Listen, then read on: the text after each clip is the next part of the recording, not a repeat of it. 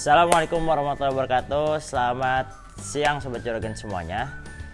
Nah, kali ini saya Fardal Ramadan dari Kandang Juragan. Kita akan membahas salah satu pakan yang sangat penting dalam proses penggemukan sapi potong ya. Ternak itu ada macam-macam. Salah satu yang biasa dilakukan adalah itu proses penggemukan ya.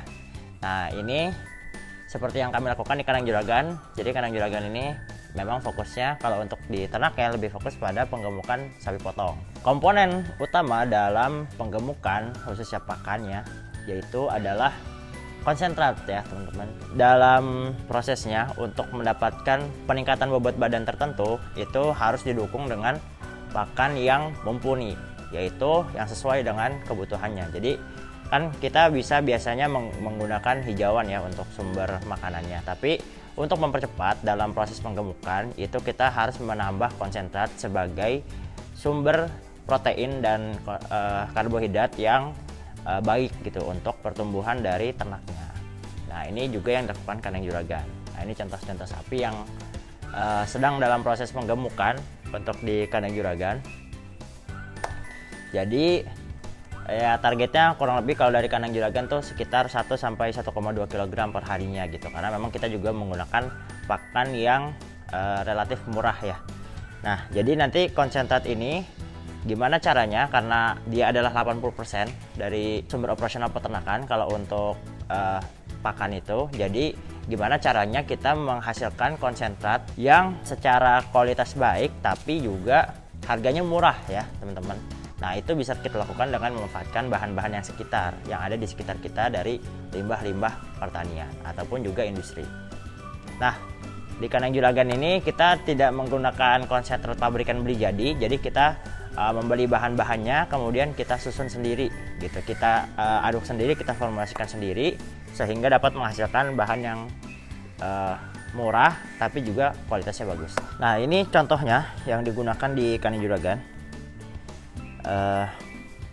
Jadi ini konsentratnya, ini adukan kita sendiri ya, ini menggunakan adukan secara manual. Jadi kalau teman-teman belum punya mesin aduk, karena kebetulan mesin aduknya belum bisa kita gunakan, jadi kita pakai manual dulu menggunakan ya cangkul dan sekop ini untuk mengaduknya. Ini HPP-nya hanya 2.200 rupiah ya per kilogramnya, yang mana tentu sangat murah dibandingkan dengan konsentrat pabrikan yang biasanya berkisar di antara 3.000 ke atas kayak gitu. Ada saya pernah lihat konsentrat yang harganya 2.500-an tapi secara kualitas memang tidak terlalu baik, jadi masih perlu dicampur dengan bahan-bahan lainnya untuk mencapai kadar protein tertentu kayak gitu. Misalkan kalau untuk sapi potong minimal tuh di angka 12% proteinnya kayak gitu. Nah, biasanya kalau harganya 2.500 itu nggak nyampe segitu ya proteinnya, jadi harus kita campur lagi. Nah, ini contohnya 2.200 kita aduk sendiri, itu sudah memenuhi lah kayak gitu dengan target peningkatan bobot badan itu sekitar 1 kg per harinya. Nah, ini bahannya apa aja? Khusus buat Sobat Juragan ini kita kasih tahu bahannya apa aja, yang semoga bisa teman-teman juga terapkan dan disesuaikan tentunya dengan ketersediaan bahan-bahannya di daerah sekitar kandang tempat Sobat Juragan.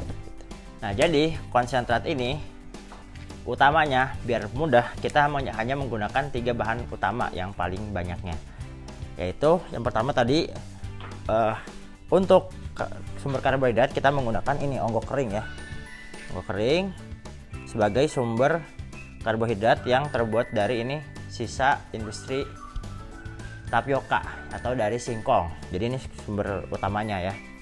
Terus yang kedua yaitu adalah kita menggunakan dedak ya teman-teman. Ini contohnya dedak ya, kita ambil aja dikit nih. Jadi ini bahan utama yang kedua ini sebagai sumber karbohidrat ya. Kalau bisa cari yang banyak menirnya ya atau sisa pecahan padinya gitu. Nah, kemudian bahan yang ketiga yaitu adalah ampas tahu. Jadi ampas tahu kebetulan lagi nggak ada nih, ampas tahunya lagi kosong, baru habis kita aduk di sana. Nah, ampas tahu ini adalah salah satu bahan yang favorit untuk peternak sapi ya. atau ruminansia. Kenapa? Karena dia kadar proteinnya tinggi dan harganya murah ya. Jadi kadar protein itu sekitar di angka 25%-an, tapi dia murah ya. Jadi harganya sangat murah, biasanya per kilo, per karung biasanya dijualnya. Dan itu karena dia sumbernya dari kedelai kan, makanya dia punya kadar protein yang sangat tinggi dan juga sangat baik untuk ternak yang kita miliki. Paling kelemahan dari Ampas Tahu ini adalah dia mengandung kadar air yang sangat banyak, makanya kita harus seimbangkan dengan pakan-pakan lainnya agar bisa menghasilkan pakan yang baik juga untuk si sapinya gitu, dan juga bisa tahan lama kalau bisa ya.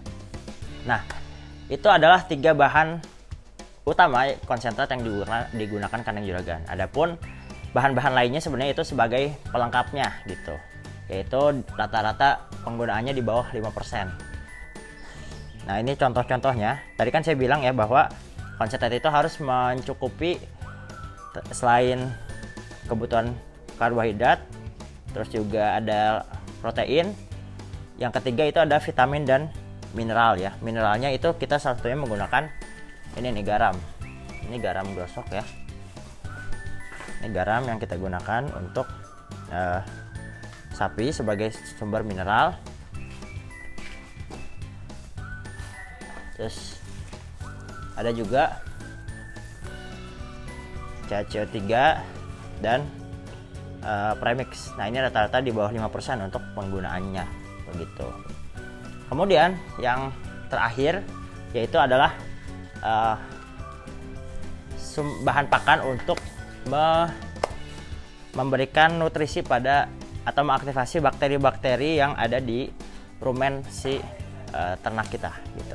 Ini salah satunya ini adalah pakai probiotik ya. Di sini probiotiknya. Ini probiotiknya yang nggak kelihatan ya ini. Dalam sini ini sudah kita beli yang kiloan. Nah, kemudian untuk menambah biasanya ini kita menggunakan molasses. Jadi molasses ini banyak ya fungsinya gitu. Molasses ini fungsinya untuk, nah ini molassesnya. Jadi untuk mengaktifasi bakteri, kemudian juga ini sumber ini ya apa? Sumber energi juga sebenarnya, karena dia terbuat dari gula kan, dari tebu, dan juga menambah rasa ya. Jadi ternak ini lebih suka ya, karena dia rasanya warnanya apa? Baunya harum dan juga rasanya manis. Jadi ternak ini juga lebih suka kepada konsentratnya. Oke, sekian Sobat Juragan.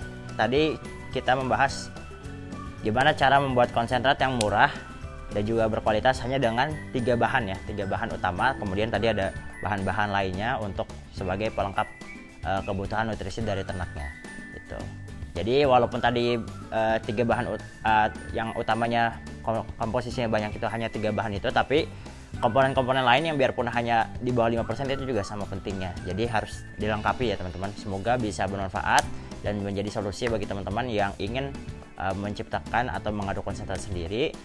Terima kasih atas perhatian Sobat Juragan semuanya. Jika ada pertanyaan atau request konten, silahkan komen di bawah ini. Jangan lupa klik like dan subscribe channel Kandang Juragan. Sampai bertemu pada video berikutnya. Wassalamualaikum warahmatullahi wabarakatuh.